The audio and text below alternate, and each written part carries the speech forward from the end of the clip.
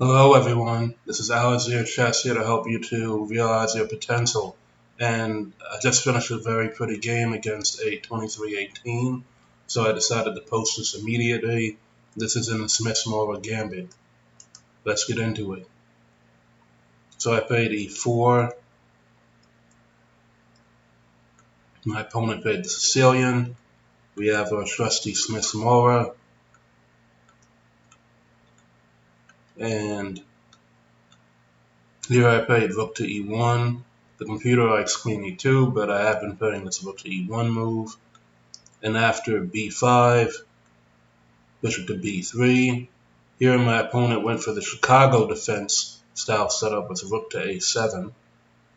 And here I played bishop to e3, gaining the tempo, rook d7, and now rook to c1, which is not the best according to the engine. I should have played a4, which I thought about during the game, but I decided I wanted to go for a sacrifice on c6.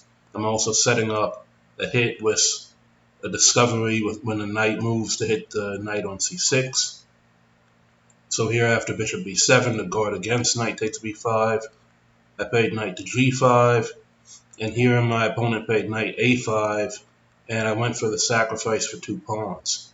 Now here the computer likes playing knight takes, and after f takes, bishop takes, let's say rook c7 runs into bishop to b6. So if rook e7, then we have bishop to g5, and on knight f6 to block, we can simply take, and there can't be a recapture due to queen h5 check, which leads to mate, but I missed that. I played it the other way with bishop takes, and after pawn takes, knight takes, queen f6, here I played queen g4, and here my opponent should have played queen to g6 or knight c4, according to the engine, but after h5, queen h3 to maintain holding the knight.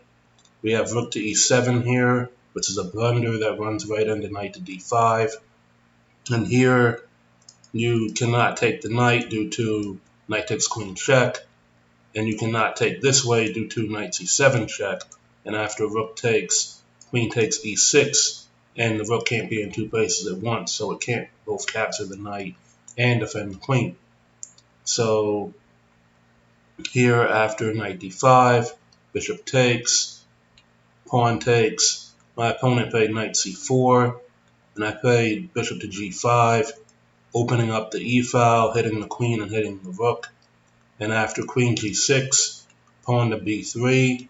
Here my opponent had to go for knight to b6, but after knight b6, the computer suggests queen e3, but I was actually looking at rook c6 while the game was still going on, and I thought that I could play this after queen takes. Then there's rook takes this knight, and we still have a raging attack going on. Queen takes here, knight to c7. You have to play king to d8, but that runs into a mate. And you have to play that because if you go the other way, then I'm going to exchange off the rook with a check and then pick up the queen. But